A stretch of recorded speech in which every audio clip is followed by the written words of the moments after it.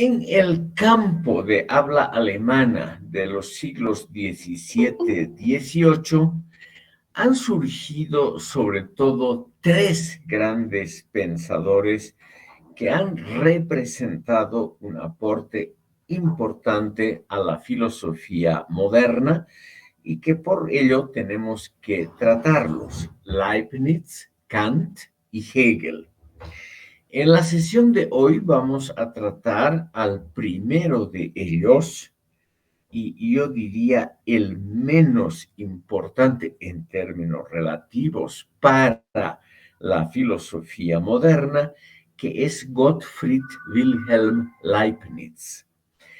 Este pensador, estimado público, es el que prepara el terreno para los grandes como Kant y Hegel, y prepara el terreno para la filosofía occidental posterior. Leibniz, estimado público, vivió entre 1646 y 1716. Él es un típico representante de esa cultura protestante que hemos venido desarrollando en los últimos minutos. Es decir, un hombre increíblemente inteligente, un gran pensador, además prácticamente un genio universal, el último que realmente sabía todo lo que podía saberse en su siglo. Y al mismo tiempo es, como buen protestante, un pensador obediente políticamente. Nunca tuvo una actitud, digamos, revolucionaria, nunca se opuso a los gobernantes de turno, y más bien, como estos gobernantes eran autoridades instituidas por Dios, o digamos en términos más moderados y más racionales, autoridades instituidas por la historia. Entonces, Lessing colaboró con varios gobiernos muy exitosamente, tuvo una participación política muy plena. Permítanme, antes de entrar al contenido mismo de la filosofía racionalista de Leibniz, mencionarles que este genio universal fue un chico muy precoz. Ya había leído a todos los clásicos de la filosofía hasta los 15 años de edad.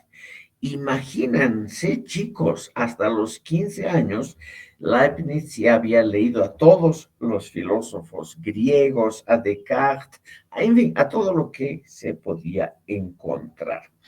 Y también a los 15 años ingresó a la universidad, donde estudió Derecho y Filosofía.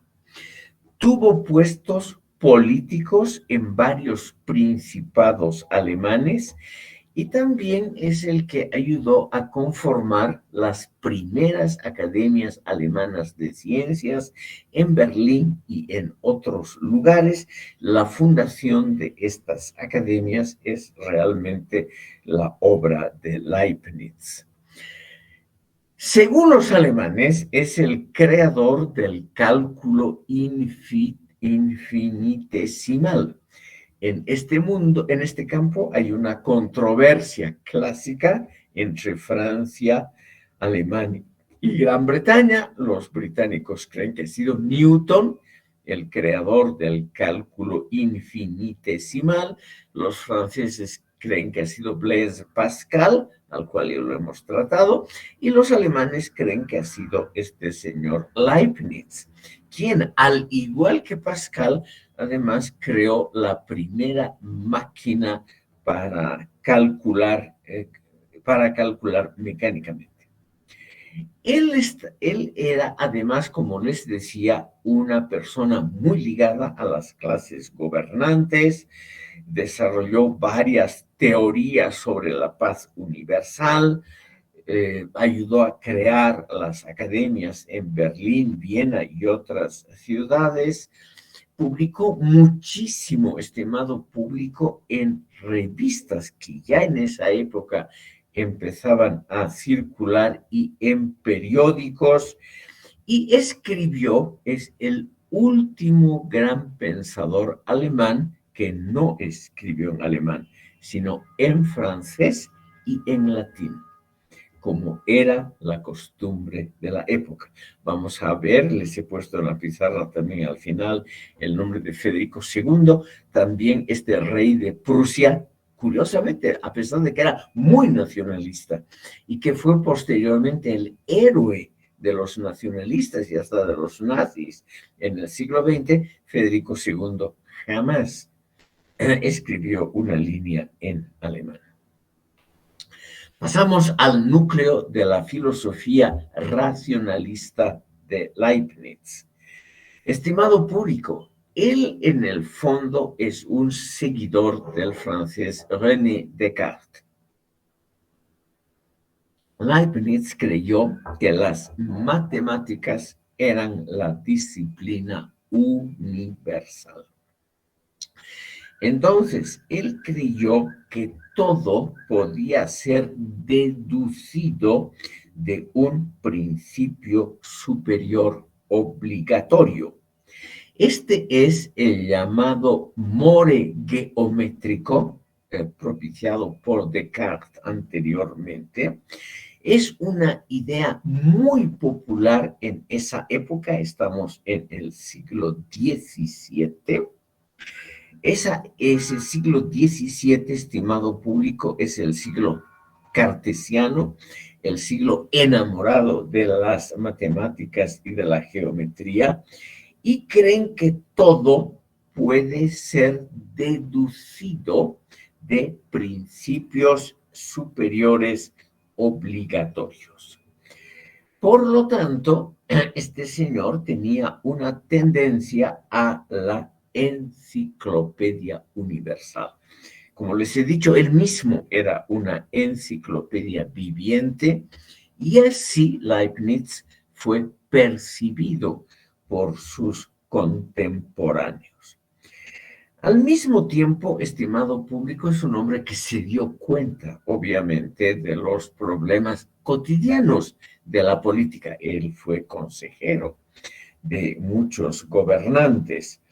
Y entonces él hizo una diferencia muy notable entre las verdades de hecho y las verdades de razón. Ruego a ustedes considerar este punto, que es uno de los esenciales en la filosofía de Leibniz, la diferencia entre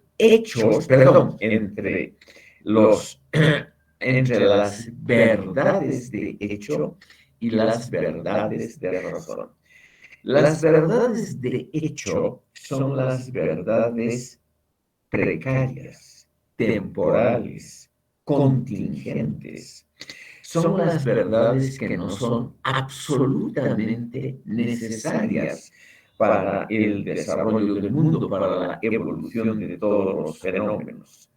En cambio, las verdades de razón, esas son verdades necesarias, eternas, y son lo contrario a todo fenómeno fortuito, como las verdades matemáticas. Como les decía, él fue probablemente el inventor del cálculo infinitesimal, y por ello Leibniz creía que las matemáticas son la fuente esencial de toda verdad. Esto es un punto muy interesante porque es la culminación del pensamiento racionalista que cree, estimado público, que hay verdades absolutas que son obvias, que son vigentes para todos los campos. Vamos a ver que posteriormente, ya en el campo del siglo XVIII Y en el terreno de estos pensadores racionalistas, ya hay gente que nos hace una diferencia entre las ciencias naturales, para las cuales estos principios pueden ser verdad, y las ciencias sociales o históricas, para las cuales estos principios no son obligatorios. Pero eso viene después. En el siglo de Leibniz, que es el gran siglo XVII, es el siglo de Luis XIV, el siglo que los franceses nombran el gran siglo, el Grand Siècle. Ese siglo, estimado público, en el campo de la filosofía es racionalista, aunque en otros campos, en el campo de la guerra, de la política práctica, sea el siglo de la guerra de los 30 años, de interminables conflictos en Europa, etcétera, etcétera. Pero lo importante para nosotros es pensar que ese siglo XVII ha sido el último en que el racionalismo ha triunfado en forma pura, en forma, podríamos decir, casi absoluta. Leibniz es conocido, estimado público, por ser el autor de la Teodicea. Pongo aquí ese concepto, estimado público. Aquí permítanme un instante, porque este es, curiosamente, su principal aporte filosófico. Estamos todavía en el siglo XVII, no hemos entrado todavía al siglo XVIII, que es el siglo donde el ateísmo, o por lo menos el agnosticismo, se impone en el campo de la filosofía, sobre todo en Francia. Aquí tenemos a un pensador racionalista, como fue Leibniz, y al mismo tiempo todavía creyente. La Teodicea es la justificación de Dios a pesar de el mal, o frente al mal que prevalece en el mundo. La pregunta es muy simple, estimado público, y es una pregunta filosófica muy interesante, simplemente ayuda a pensar. Desde el punto de vista religioso, la gente se pregunta cómo es posible que Dios, que es, entre otras cualidades, la bondad misma, Dios permita el mal en el mundo, permita la muerte, el pecado, los crímenes, la guerra, el sufrimiento y el dolor. Y entonces aquí tenemos a un pensador que ha tratado de dar una respuesta estrictamente racionalista a esa controversia muy importante. Es la justificación de Dios, como les decía, frente al mal. ¿Y por qué el mal es necesario en el gran conjunto de la creación divina? Porque Dios es la bondad y la perfección. Pero las obras concretas de Dios, como el mundo y el ser humano, no tienen necesariamente que ser perfectas, racionales y bondadosas. Entonces, estimado público, el mal es necesario, porque el mal es la muestra de la limitación de las cosas finitas que son las prevalecientes en el mundo del ser humano. Entonces, si es así, estimado público, si es así, tiene que haber el mal para que el ser humano pueda elegir libremente. o dicho en palabras muy simples que pueden asombrar a ustedes, el mal es la precondición necesaria de la libertad. El ser humano tiene que probar su libertad.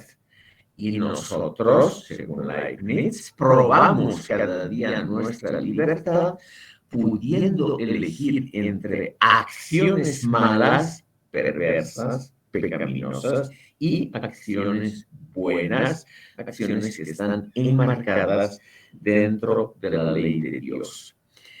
Dios, en su bondad infinita, nos ha concedido la posibilidad de actuar libremente porque somos seres estrictamente conscientes, racionales, muy parecidos a Dios. Podemos distinguir entre el bien y el mal.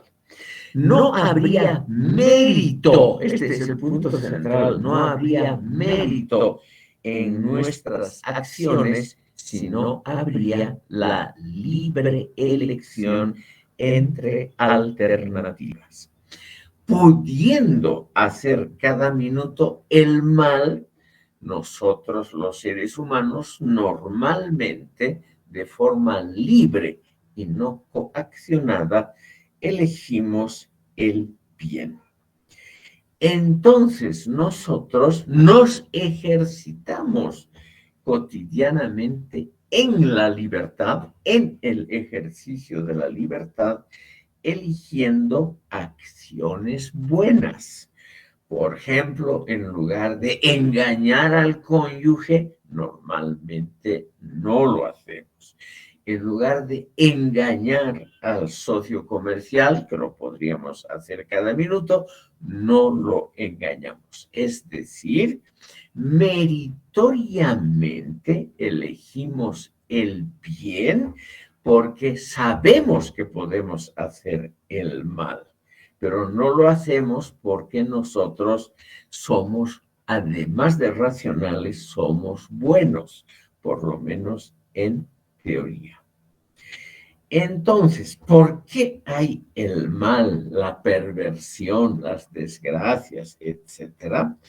Existen todos estos fenómenos para que nosotros ejercitemos nuestra capacidad de juzgar las cosas, los fenómenos, las personas, y de acuerdo a nuestro libre albedrío, elijamos siempre la decisión que va al campo de la bondad, que no es una decisión obligatoria, sino es una decisión libre. La teodicea, según Leibniz, nos muestra a un Dios bondadoso. No es un Dios que nos ha impuesto de antemano un tipo de actuación, sino que Él nos ha dictado, en lugar de dictado, Él nos ha propuesto las tablas morales, las tablas de la ley. Él nos ha propuesto códigos éticos. Él nos ha propuesto principios morales, pero no nos obliga a actuar así. Es decir, Él, este Dios perfecto, actúa en la manera más perfecta y deseable posible, y eso incluye necesariamente el brindarnos la posibilidad de elecciones libres continuamente a lo largo de nuestra vida. Por lo tanto, al tener que elegir entre el bien y el mal, nosotros ahí cotidianamente, nosotros ejercitamos nuestra libertad profunda. Entonces, estimado público, tenemos una visión de Dios, una visión interesante. Dios no se ha equivocado al permitir el mal. Dios no ha creado el mal, sino que lo ha permitido solamente para hacer que nosotros nos ejercitemos en nuestra libertad continuamente. El mal por ello solamente nos muestra una posibilidad, nos muestra los límites de los fenómenos finitos con los cuales tenemos que interactuar cotidianamente. Precisamente porque Dios no es despótico. Palabra de Leibniz, Dios no es despótico. Por lo tanto, Dios no nos obliga a actuar de acuerdo a la ley divina y a las leyes morales transmitidas por los profetas, etcétera, sino que Dios simplemente nos aconseja el hacerlo. Pero la última decisión, la última, está en nuestras manos. Por lo tanto, estimado público, la teodicea, la justificación de Dios frente al mal del mundo, ocurre exclusivamente en favor del libre ejercicio de nuestra libertad de elección como humanos racionales. Nosotros podemos superar al mal. Podemos reconciliarnos con los evangelios y con el mensaje de Jesucristo, pero no estamos obligados a hacerlo. Tenemos esa libertad de no hacerlo. Obviamente, la mayoría de los seres humanos actúa de acuerdo a ese principio moral adecuado, pero no, como les decía, no es una obligación el hacerlo. La Teodicea, estimado público, fue publicada en 1710 y es la obra más conocida de Leibniz, 1710. En 1714 se publicó su obra La monadología, que también es uno de los principios más importantes de la filosofía racionalista de Leibniz. Pero esto es un punto mucho más controvertido, la monadología. ¿Qué son mónadas? Preguntarán ustedes. Por las dudas voy a poner la palabra en la pizarra. Mónadas son las unidades de la substancia. Pueden ser también consideradas como los átomos, pero también como los individuos. Las mónadas, estas unidades de la creación, no se desarrollan. Y Leibniz nos pone una frase muy interesante: las mónadas no tienen ventanas, es decir, no miran generalmente al exterior. Las mónadas tienen autoconciencia, sobre todo aquellas mónadas más desarrolladas como nosotros, Son cuerpos y almas que se mueven y actúan según leyes naturales eternas. ¿Por qué? Porque según Leibniz, a muy alta escala, o sea, muy por encima de nuestros problemas cotidianos, hay una armonía preestablecida, una armonía preestabilizada del universo. O sea, las mónadas no son estáticas, tienen una evolución, se mueven según esas leyes naturales eternas, tienen autoconciencia y entonces, estimado público, estas mónadas interactúan a largo plazo entre sí de acuerdo a esa armonía preestablecida o armonía preestabilizada. Lo que significa, obviamente, estimado público, que estamos en el mejor de los mundos posibles. No en el mejor de todos los mundos, sino en el mejor de los mundos posibles.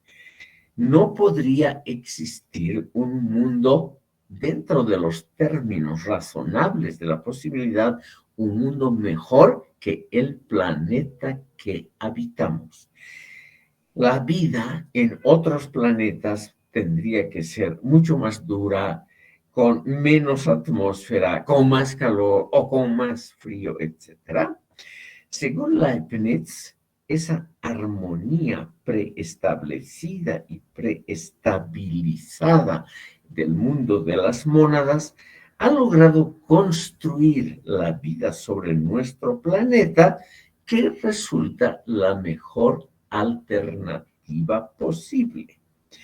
Y obviamente esto es un tema altamente controvertido. Esta teoría del mejor de los mundos posibles ha sido criticada por Voltaire. Él escribió esta su deliciosa obra de teatro, Cándido. La palabra es clara, el Cándido es un ingenuo. Entonces, ¿qué es Leibniz en la vista, en la perspectiva de los otros pensadores racionalistas, que son un poco más ateos o más agnósticos? Es decir, son menos ingenuos con respecto a la armonía preestablecida de Leibniz. Estos pensadores como Leibniz son, en los ojos de Voltaire, cándidos, ingenuos. Es decir, son una etapa inferior del desarrollo de la filosofía. Tenemos entonces, con esto cerramos este brevísimo capítulo. No es un pensador muy interesante, no es un pensador, estimado público, del cual se pueda, por ejemplo, encomendar o recomendar una obra breve e interesante. Lo más potable que ha escrito Leibniz sería sus nuevos ensayos sobre el entendimiento humano de 1705, publicado anteriormente en pequeñas revistas por capítulos, etc. Él en vida se dedicó muy poco a publicar, estimado público. No hay una gran obra que nos muestre la filosofía leibniziana en su máximo esplendor. Él era un hombre muy ocupado por la política, como les decía, consejero de gobernantes, por la fundación de instituciones, intervino en cuestiones políticas, institucionales, de todo tipo. Tuvo una vida muy intensa, siempre al lado de los poderosos, pero como él decía, para justificarse, aconsejando a los poderosos a comportarse racionalmente. A Leibniz se lo ha criticado desde un comienzo, que su teoría de las mónadas no es una teoría que realmente pueda aplicarse claramente a la realidad cotidiana.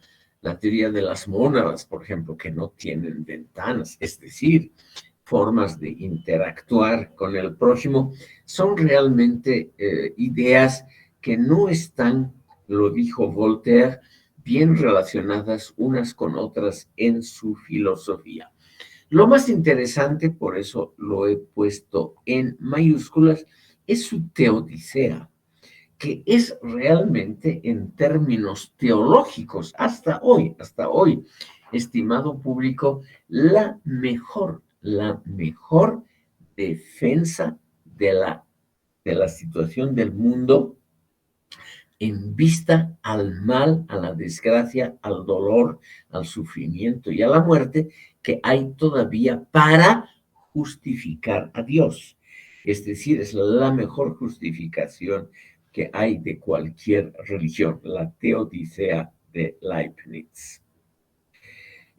Por razones de tiempo, estimado público, tenemos que ver muy rápidamente al resto de los pensadores alemanes de esa época, anteriores a Immanuel Kant. Vamos a empezar la próxima sesión, el próximo martes, con uno de los grandes clásicos de la filosofía moderna, que es Immanuel Kant, pero vamos a ver cómo la teoría de Kant es preparada poco a poco, como es lo usual en la historia del pensamiento, por filósofos que han hecho aportes modestos, pero necesarios, como los que estamos tratando en esta sesión. Estimado público, vamos ahora a ver al más conocido de los clásicos del racionalismo alemán y de la ilustración, que es Christian Wolff. Ustedes ven ahí los datos. Él vivió entre 1679 y 1754. Este filósofo Wolff era de origen muy modesto, estudió teología y ciencias naturales, también fue matemático muy notable y fue perseguido tanto por ortodoxos cristianos como por pietistas y puritanos. Es el primero, y esto es lo interesante en Wolff, es el primero, estimado público, que muy claramente nos propone una separación entre conocimientos y los aparatos científicos que los sistematizan por un lado de las ciencias naturales, físico-matemáticas, y por otro, los conocimientos y la sistematización de los mismos en el campo histórico, social, en el campo que podríamos llamar también de la filosofía práctica, el campo de la psicología, por ejemplo, etc. ¿Por qué? Porque este Christian Wolff, además de matemático, se dio cuenta, era un gran lector de Blaise Pascal, se dio cuenta de la verdad del axioma de Pascal. No sé si se acuerdan ustedes del axioma más famoso de Pascal: el corazón tiene razones que la razón no puede comprender. Wolff es el iniciador, y este es un gran mérito, estimado público, de la psicología como ciencia. Él reflotó la famosa obra de Ánima de Aristóteles, y él notó, estimado público, que todos nosotros, aparte de las cualidades racionales que tenemos, que nos unen a la matemática, a la facultad de razonar de acuerdo a deducciones e inducciones siempre bien hechas, nosotros tenemos un campo que es el campo de la voluntad, o como se dice también en filosofía, el campo de las voliciones. Las voliciones, aquí lo pongo en la pizarra, estimado público, son los actos que tienen que ver claramente con la voluntad. Y la voluntad, estimado público, según Wolff, es un campo que no puede reducirse a deducciones e inducciones al modo matemático o geométrico, que es una idea de Pascal. Pascal ya dijo que el more geométrico, o sea, la tendencia de hacer todo derivar de principios similares a la matemática, no sirve para el campo del corazón. Wolff tuvo el mérito de crear prácticamente la disciplina de la psicología, porque él notó que ese campo nuestro del subconsciente, del preconsciente, de nuestras, estimado público, de nuestros deseos, de nuestra voluntad, de nuestras voliciones, ese campo, estimado público, no puede ser explicado por deducciones físico-matemáticas. La mayoría de nuestras voliciones, de nuestros actos volitivos, es decir, de todo lo que se deriva de nuestra voluntad, no son irracionales.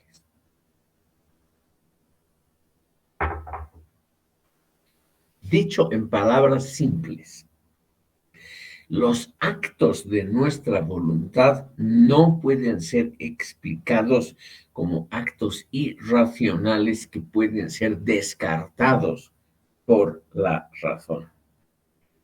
Nuestra voluntad, en gran parte, nos dice Christian Wolff, es una voluntad que es buena, que puede ser calificada como positiva, pero no puede ser reducida a ejercicios deductivos o inductivos de la razón. Nosotros tenemos, por ejemplo, en el campo de la creación artística y literaria, que era, entre otras cosas, la especialidad de este Wolff, nosotros nos dice, actuamos de una manera que no es antirracional, pero no puede ser explicada por la razón. Por ejemplo, la inspiración de los grandes artistas y escritores. Entonces, este campo de la inspiración, de la creación, de las ideas originales que le vienen a uno, este campo es importantísimo, estimado público. Y al ser importantísimo, no podemos dejarlo, nos dice Wolff, en manos de los que proclaman la irracionalidad de nuestros actos volitivos. Entonces, aquí tenemos una primera filosofía que establece la dignidad de la psicología como una ciencia al mismo nivel de otras disciplinas científicas. Una disciplina además importante, una disciplina que enriquece nuestra vida. Es también una de las primeras críticas que nos dice la vida del racionalismo es una vida artística y literariamente muy pobre. Ningún racionalista estricto ha sido inspirado a crear grandes obras de literatura y de arte, y sin el arte y la literatura la vida humana sería muchísimo más pobre. Hay que reconocer que para el gran racionalista Leibniz, justamente ese campo de la literatura y del arte había sido relativamente sin importancia. Wolff, entonces, es un filósofo, en primer lugar, que reconoce las diferencias entre ciencias naturales de un lado y sociales del otro. Es partidario, estimado público, claramente de reflotar la importancia de ciencias que en esa época o disciplinas que se las consideraba solo auxiliares. Sin haber escrito específicamente sobre el tema de la estética, es el que prepara el campo para esa disciplina autónoma que se va a establecer poco después. Pero al mismo tiempo, y aquí vienen estos aspectos controvertidos de todo pensador, que tenemos que estudiarlos porque el ser humano es así, altamente controvertido y complicado. Tenemos que Wolff, estimado público, era antiliberal en el campo de la política. Él estaba totalmente en contra también del libre comercio, en contra del liberalismo parlamentario practicado en Gran Bretaña, en contra del liberalismo literario practicado en Francia. Él creía, y lo decía claramente, en el derecho de los gobernantes de manejar arbitrariamente a los gobernados. Es decir, este Christian Wolff era claramente, podríamos decirlo, un partidario del divino derecho de los reyes, aunque en otros campos podría haber sido muy progresista. Por ello, estimado público, es que pasamos a ver a un discípulo de Wolff que ha tenido un mérito interesante. Pasamos a ver rápidamente a Alexander Gottlieb Baumgarten. Este vivió entre 1714 y 1762. Es el creador de la estética contrapuesto a la lógica del racionalismo de Leibniz como una disciplina autónoma con pleno derecho y plenas posibilidades de desarrollo en el campo de la filosofía. Baumgarten es el primero que usa el término estética en el sentido que nosotros lo utilizamos ahora, o sea, como una de las grandes disciplinas internas, pero autónomas de la filosofía.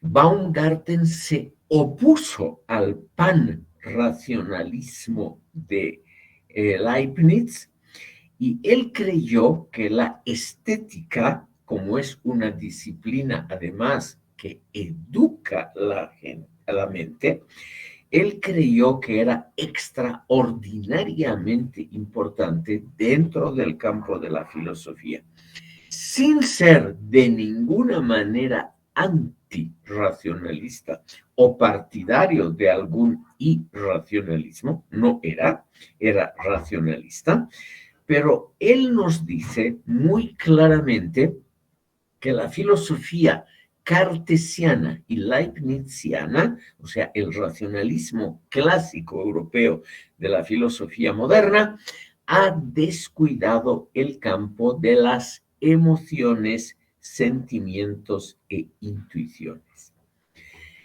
Él considera, Baumgarten, que las emociones, los sentimientos y las intuiciones son cosas nobles, no son aspectos irracionales de la psique humana y por lo tanto deben ser estudiadas como uno estudia fenómenos matemáticos y físicos. Los siglos XVII y XVIII habían visto enormes progresos en los campos de la física y de las matemáticas, y había descuidado bastante el campo de la estética y el campo de la psicología, el campo justamente de las emociones y los sentimientos. Y aquí, estimado público, aparece entonces este pensador, Alexander Gottlieb Baumgarten, quien al fundar la estética, al mismo tiempo nos señala la enorme relevancia de las emociones y de los sentimientos como una parte tan noble, es decir, tan pura, etcétera, de la actividad humana, tan noble como el raciocinio, tan noble, estimado público, como las mejores manifestaciones de la razón. Por razones de tiempo pasaremos, estimado público, a otro pensador muy curioso de esa época. Ustedes ven aquí las fechas vitales, pasaremos al rey de Prusia, Federico II, para los alemanes, Federico el Grande.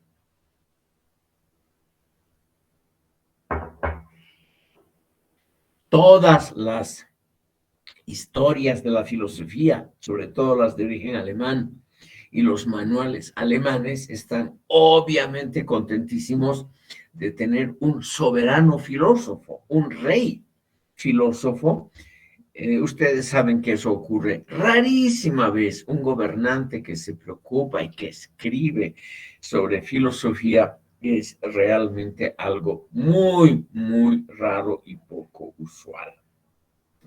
Pero sin embargo, según los alemanes también según Hegel, a quien sigo en este campo, lo que voy a explicar sobre Federico el Grande está basado en Hegel. Según los alemanes, claro, Federico fue un gran filósofo, es decir, un pensador muy notable, como también fue un gran compositor de música. Eso es, estimado público, lo extraordinario en un rey compositor de música y pensador, realmente es algo muy, muy extraño. Federico, cuando era el príncipe heredero de la corona de Prusia y recibió, esto es verdad, una educación muy esmerada, fue partidario del racionalismo de Leibniz y de Wolff. Al ser partidario del racionalismo, él se creyó en la necesidad de exponer sus ideas de gobernante de forma pública. Esto es lo interesante, estimado público.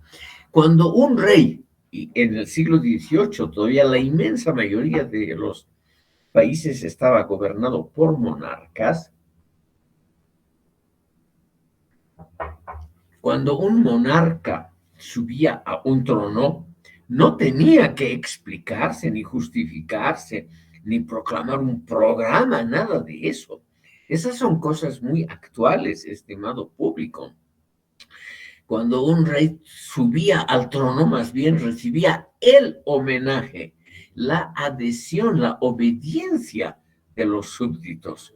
No había ningún gobernante hasta Federico el Grande que realmente más bien se justifique ante el público y exprese un programa que él quería cumplir. Federico el Grande propone a su pueblo el reino de las ciencias y el goce universal de bienestar, felicidad y buena educación. No propone democracia, estimado público. En la época de Federico el Grande, hasta el fin de su periodo, no hubo elecciones libres, no hubo parlamento de Prusia, no hubo constitución. Pero sí hubo un gobierno dedicado a trabajar por el pueblo. Estoy siguiendo a Hegel, estimado público. Hubo sobre todo el Estado de Derecho en su forma más clara y severa. Les voy a contar la famosa anécdota que Hegel también la explica, donde pone en manifiesto el Estado de Derecho, o sea, los gobernantes se atienen también estrictamente a las leyes. Pero de todas maneras, imagínense ustedes la impresión que causó en la opinión pública intelectual en Europa un gobernante que al subir al trono proclame el reino de las ciencias y el goce universal de bienestar, felicidad y buena educación. Por lo menos no le podemos quitar que fue algo original. Otra cosa es si lo cumplió o no, pero en lugar de recibir el homenaje de obediencia, él mismo propone un programa político a la población. Ustedes dirán, ¿y por qué está en esta lista filosófica un tipo que fue un buen gobernante, es verdad, pero nada más? Él escribió obras filosóficas hoy, estimado público, relativamente olvidadas, pero me, me siento obligado a ponerla aquí en consideración de ustedes un minuto solamente, porque en su momento, un rey que escribe libros realmente era algo muy excepcional y él ha ayudado de alguna manera a conformar la atmósfera más o menos liberal, más o menos defensora del Estado de Derecho, que luego han pasado a ser elementos importantes de la filosofía política. Él publicó, siendo ya príncipe heredero, el Anti-Maquiavelo.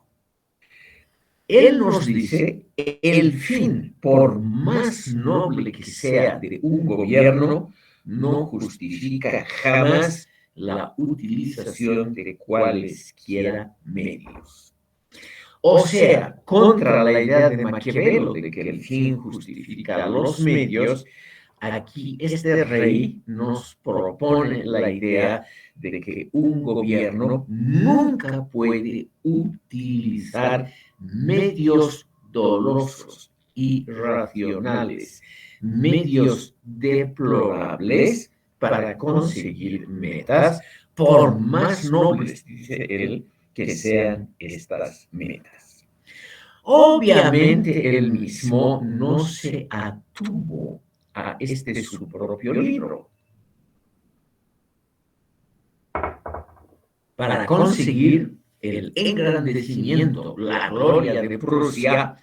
Federico el Grande, estimado público, desató guerras, duplicó la superficie y la población del reino de Prusia, por eso se lo llama el Grande, es el rey que realmente construyó la grandeza de Prusia, que se volvió luego el núcleo del mundo alemán, y en 1871 el rey de Prusia fue proclamado emperador hereditario de Alemania. Es decir, el constructor de ese Estado militarista, de ese Estado que conquistó territorios en detrimento de otros países. Ese hombre es al mismo tiempo el que ha escrito el Anti-Maquiavelo para refutar a Maquiavelo la idea de que el fin justifica los medios. Como ven ustedes, yo trato de mostrarles siempre las incongruencias del espíritu humano. Pero hay que reconocer que dentro de Prusia, por lo menos dentro de Prusia, él construyó lo que Hegel y otros han llamado la prevalencia del Estado de Derecho. Voy a seguir aquí al filósofo y les voy a mostrar muy rápidamente con una famosa anécdota en qué consiste ese Estado del Derecho. Siguiendo la costumbre francesa que había sido iniciada por Luis XIV de construirse un enorme palacio representativo en las afueras de París, que fue Versalles, en las afueras de Berlín, en Potsdam, que ahora es la capital del Estado Federal de Brandenburgo, en Alemania, Federico el Grande decidió construir el Palacio de Sanssouci. Sanssouci significa sin cuidado, o sea, un lugar donde él podía, lejos de la opinión pública, hacer lo que quería. Allí fue donde invitó a Voltaire y a otros personajes para que vivan con él y compartan su mesa cada día. Para la construcción del Palacio de Sanssouci, él se apropió de algunas tierras circundantes que eran de propiedad privada. Pagó por esas tierras legalmente, o sea, las compró. lo que correspondía, pero se apropió de la tierra de un molinero cuyos títulos no estaban claramente establecidos. Este molinero que ha pasado a la historia del derecho constitucional se atrevió a algo que en su época fue único y primerizo, o sea, realmente algo muy original.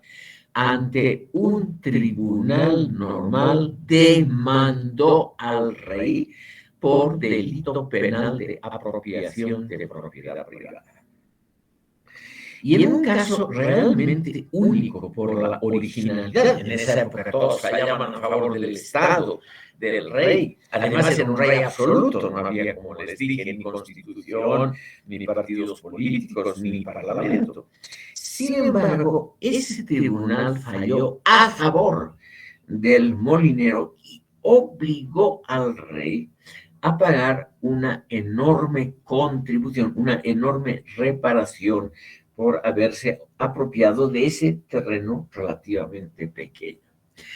Para dar ejemplo de un Estado de Derecho, Federico el Grande, estimado público, aceptó públicamente su derrota ante un tribunal normal y se disculpó públicamente ante el molinero y obviamente le pagó el precio justo por su terreno.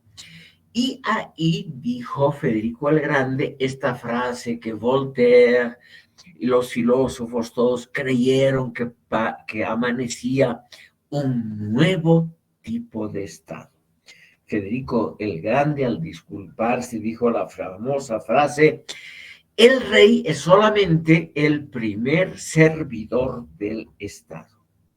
Entonces, estimado público, Hegel y otros pensadores que lo han ensalzado han creído evidentemente que aquí empezaba el Estado de Derecho, o sea, un gobierno y un aparato estatal que se regían estrictamente por leyes preexistentes, aunque no haya constitución, habían leyes preexistentes que defendían los derechos de los súbditos.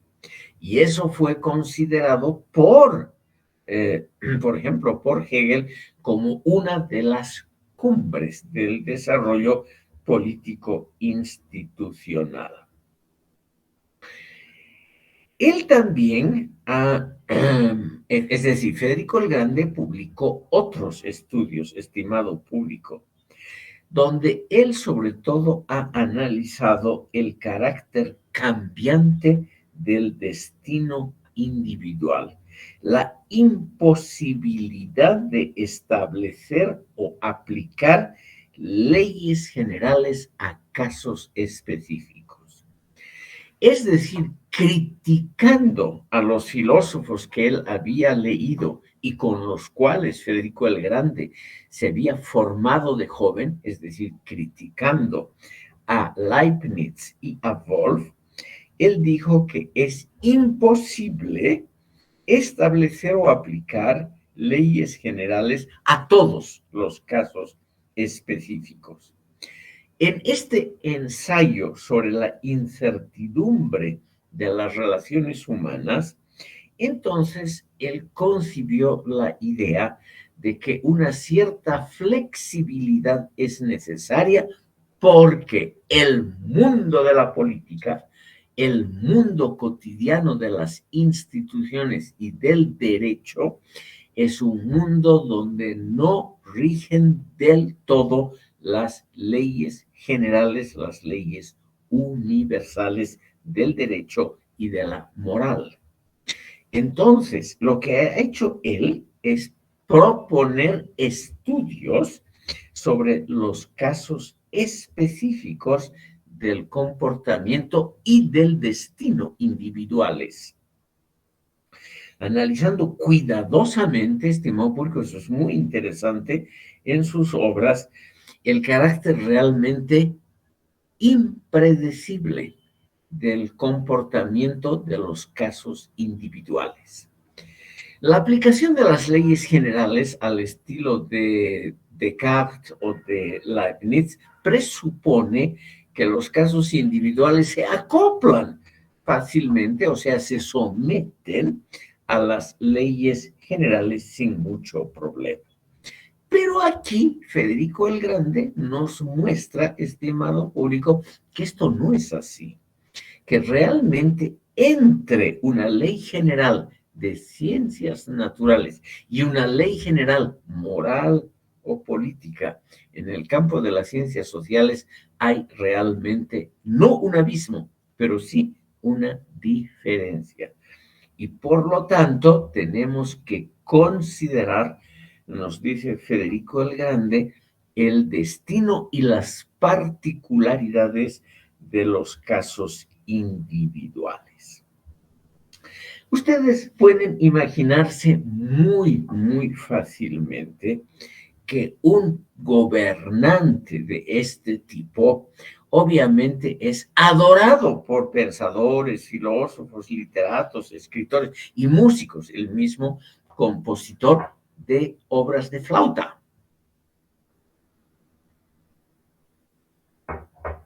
Y esto nos va a servir, estimado público, para comprender por qué Hegel creyó que el Estado prusiano, al cual él sirvió posteriormente, en décadas posteriores, porque ese Estado era, en primer lugar, la encarnación del Estado de Derecho y la culminación del desarrollo humano en general.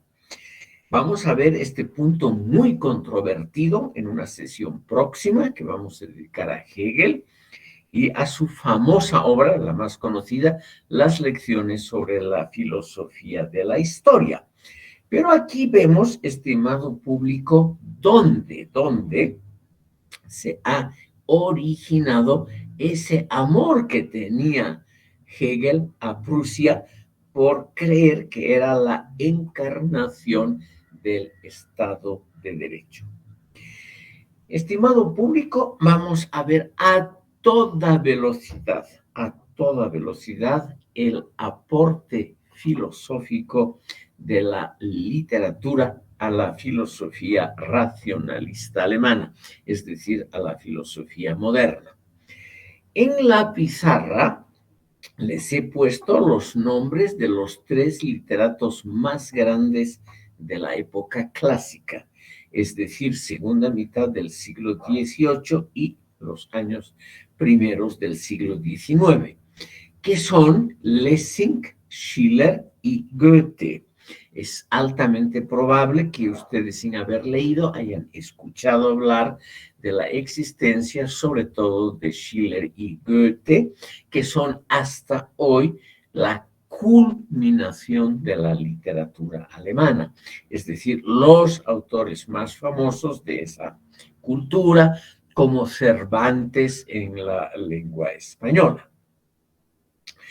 ¿Qué nos han propuesto en forma más o menos igual estos autores, poetas, dramaturgos y también ensayistas? Schiller, por ejemplo, es considerado hoy una especie de filósofo. Les voy a mencionar posteriormente, al tratar la estética, de hegeliana, vamos a ver el aporte de Schiller con sus cartas sobre la educación, donde él hace unas observaciones filosóficas muy importantes sobre la estética. Goethe es la cumbre de la literatura alemana y su obra más interesante, Fausto, tiene realmente un trasfondo filosófico importante. Los 3 autores, Lessing, Schiller y Goethe, son partidarios de un racionalismo moderado. Todos eran, estimado público, criaturas de la Ilustración. Todos eran partidarios de gobiernos racionales. Todos eran partidarios de lo que empezó en esa época la discusión sobre los derechos humanos, establecidos, como ustedes tal vez saben, en la primera Declaración de los Derechos Humanos de 1688 por la llamada Revolución Gloriosa de la Gran Bretaña. Los tres, Lessing, Schiller y Goethe, partidarios de una democracia moderada. Pero en el campo más filosófico, partidarios del individualismo también moderado, del humanismo practicado y de una estética de alta calidad. Por ello podemos decir que al final, o sea, antes de Kant y Hegel, la filosofía moderna, estimado público, se ha, como ustedes saben, iniciado con el Renacimiento italiano y francés, pero se ha vuelto imprescindible con algunos puntos centrales que está en la obra de estos grandes literatos y que les quiero mencionar, como se hace en la mayoría de los manuales de filosofía alemana, en 7 aspectos. El primer aspecto, todos ellos, Lessing, Schiller, Goethe y muchos menores, no voy a aburrir a ustedes con nombres, es una eclosión increíble de talentos. Alemania, cuyos pensadores como Leibniz habían utilizado el latín o el francés para comunicarse y para escribir sus obras, y que muy tardíamente, o sea, mucho más tarde que Italia y Francia, ingresan a la vida de la literatura, lo hacen con una eclosión gigantesca de talentos en esa segunda mitad del siglo XVIII. Y esta eclosión, estimado público, está basada, como creo haberles adelantado, en 7 aspectos que los voy a mencionar a toda velocidad y con lo cual vamos a cerrar la sesión de hoy. La filosofía moderna racionalista alemana incluye estos 7 aspectos. En primer lugar, el rechazo claro y definitivo de la tutela eclesiástica y de cualquier tipo de tutelaje, de tuición, por ejemplo, estatal o de autoridades universitarias. Por lo menos en ese campo ideal, no práctico político, sino en el campo ideal de la enseñanza, de la publicación, de la discusión interna universitaria de asuntos académicos, se establece la total libertad y exclusión de tutelajes.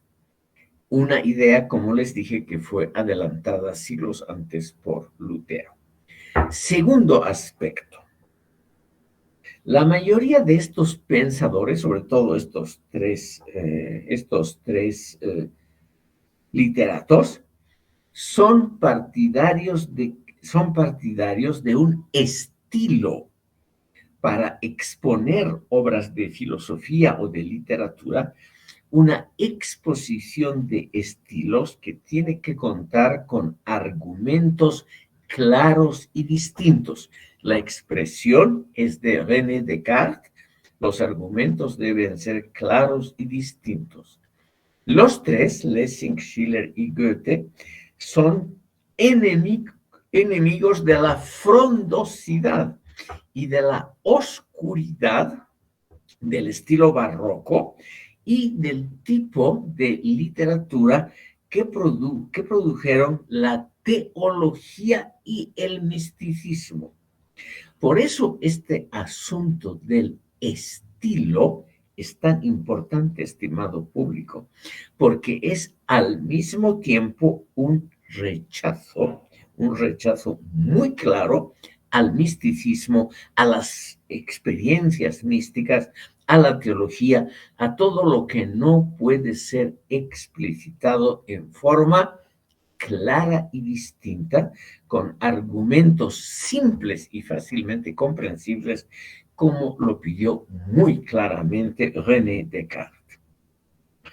En tercer lugar, estos pensadores dicen que la argumentación, la filosófica y la literaria deben seguir reglas lógicas sencillas y fácilmente comprensibles. Es decir, debe haber un entramado lógico que esté claramente articulado. Por ello, curiosamente, un detalle que les puede parecer a ustedes insignificante, pero que es muy importante en la filosofía alemana, la confección de un índice claro, analíticamente construido y estructurado, que permita de un golpe darse cuenta qué es lo que propone el autor. Luego, estos tres poetas y dramaturgos, Lessing, Schiller y Goethe, proponen la primacía de los hechos comprobables, por ejemplo, comprobables documental o empíricamente, sobre la autoridad de las tradiciones. Las tradiciones, por más valiosas que sean, por más que sean el sentido común de una época, todo eso, ese sentido común tan apreciado aquí, los usos y costumbres, la esencia de lo nacional popular, todo ello es rechazado por Lessing, Schiller y Goethe, que nos piden más bien el estudio de lo comprobable y no aceptar el peso de la tradición, por más que la tradición represente el sentido común de una época, el sentido común de una sociedad. Las obras teatrales, por ejemplo, de Schiller, son obras que tratan de mostrar el peligro de las tradiciones, el peligro de códigos morales que provienen de tradiciones anteriores, o el peligro, la irracionalidad de seguir actuando de acuerdo a principios éticos que vienen de atrás, por más que esa tradición haya sido santificada por la vida de varias generaciones. Luego, estimado público, los tres son gente partidaria del experimento en las ciencias naturales, física, química y demás. O sea, son partidarios del experimento y partidarios de la revisión continua de fuentes, lo cual también es claramente un punto contra comportamientos tradicionales en literatura. Otro argumento importante, las cuestiones públicas y los problemas políticos, dicen estos tres, deben ser resueltos por algo semejante a la argumentación racional, como es el debate abierto, libre y público, como es, por ejemplo, un órgano legislativo donde, piensan ellos, el mejor argumento tiende a prevalecer sobre los intereses particulares.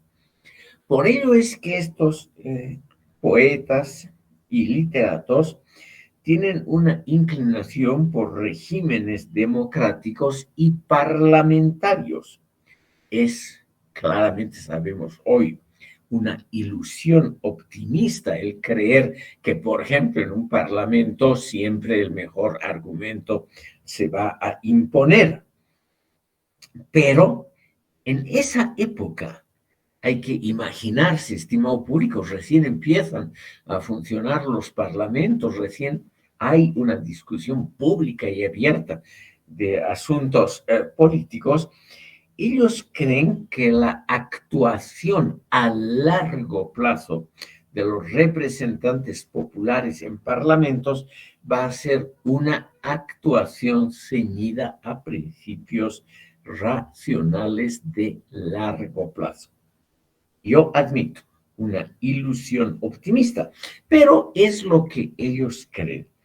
Y finalmente, estimado público, Lessing, Schiller y Goethe son partidarios de que el ser humano se comporte en los casos específicos en que la historia individual nos pone al frente con medios más o menos racionales, por lo menos con un debate de las alternativas que uno tiene. Es decir, son partidarios de que nosotros usemos sistemas racionales también en el mundo del comportamiento cotidiano.